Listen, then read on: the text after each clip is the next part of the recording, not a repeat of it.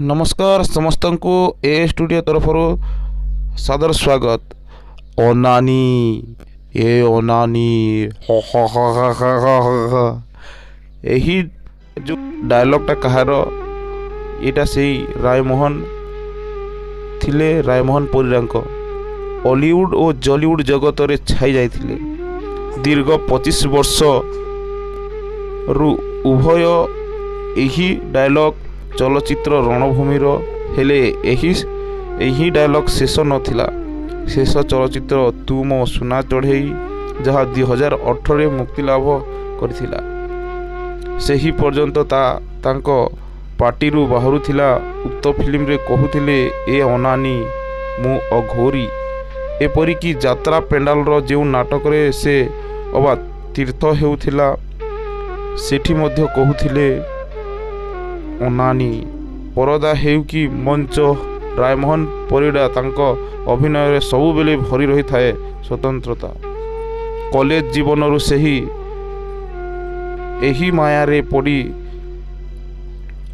जाइथिले। निज माराथन और जीवन रे से दर्शक हृदय रे स्वतंत्र स्नान सृष्टि करिवारे सक्षम होइथिले। जणे रायमोहन यात्रा जीवन रणभूमि मो कान्हुरे नागज्योति रूप आरंभ हुए बाणेश्वर गणनाट्य रे।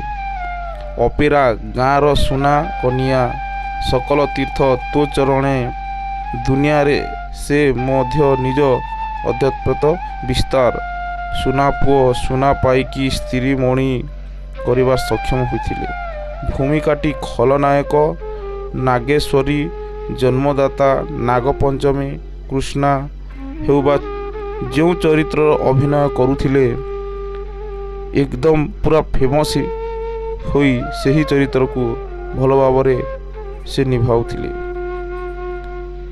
से तुलाई थिवारु वर्ष प्राय वर्ष तमाम तांको नहीं चर्चा लगी रही। बाणेश्वर गणनाट्य परे से पार्वती गणनाट्य अपेरा विश्व दरबार ओम श्री अपेरा ईस्टर्न ब्ला एवं मधु बासंती गणनाट्य रे तांकर अपेरा कैरियर जारी विशिष्ट।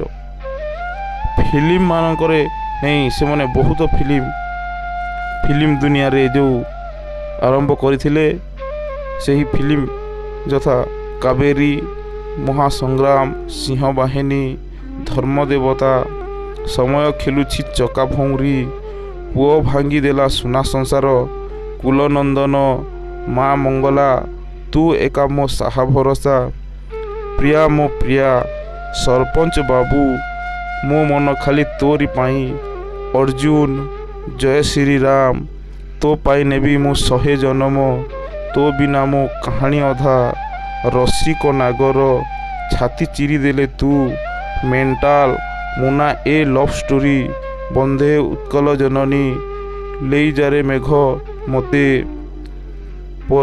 पहिली रज आसबु केबे साजी मो राणी तू मो सुना चढ़ई एवं विश्वनाथ आदि चलचित्र निर्देशक प्रणव दासंक निर्देश रे प्रस्तुत होइथिला ओडिया चलचित्र रणभूमि। जड़े नारी संघर्षमय जीवनी को नहीं गतिशील एही फिल्म रे रायमोहन को खलनायक भूमिका रे देखिबाकू मिलिथिला। एथिरे तांकर डायलॉग हेई अनानी ए पर्यंत सिने प्रेमी मनरे सतेज होई रही।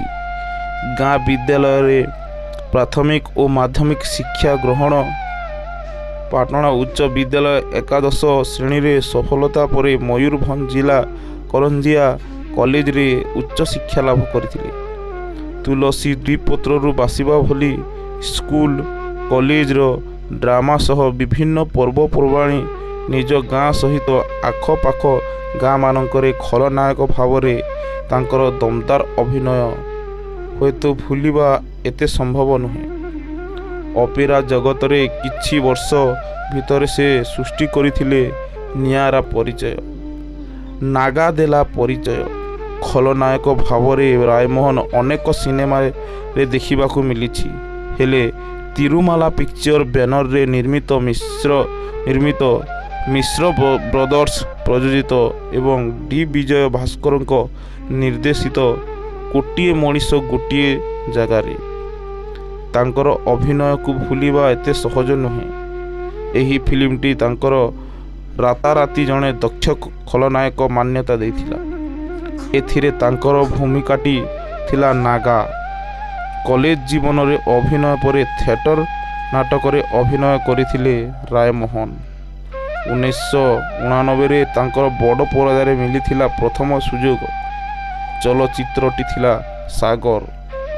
ରାୟମୋହନଙ୍କ ଅଭିନୟର ପ୍ରଥମ ଓଡ଼ିଆ ଚଳଚ୍ଚିତ୍ର ଥିଲା ସାଗର।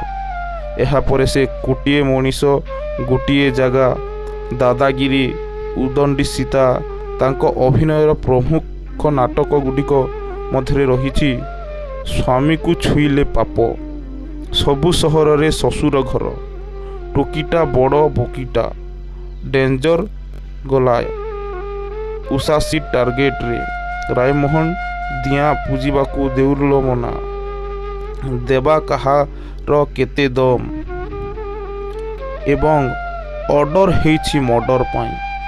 ଡ୍ରାମାରେ ଅଭିନୟ କରି ଅନେକ ସଫଳତା ସାଉଟିଥିଲେ। ଅଷ୍ଟମ ଶ୍ରେଣୀରୁ ସେ ଅଭିନୟକୁ ପ୍ରେମ କରି ବସିଥିଲେ। ହାଇସ୍କୁଲ ପଢ଼ିବା ସମୟରେ ପ୍ରଥମ ନାଟକ ତାଙ୍କର ଥିଲା କଳାପାହାଡ଼। କେନ୍ଦୁଝର ଜିଲ୍ଲା ପାଟନା ଉଦୟପୁର ଜନ୍ମ ହୋଇଥିବା ରାୟମୋହନ ଯେତେବେଳେ ଭୁବନେଶ୍ୱର ରସୁଲଗଡ଼ ପ୍ରାଚୀ ବିହାରରେ ଘର କଲେ, ସେତେବେଳେ ତା ନାଁ ଦେଇଥିଲେ ଉଦୟପୁର। ହେଲେ ଏବେ ଆଉ ରାୟମୋହନ ଆମକୁ ଏକା ଛାଡ଼ିକି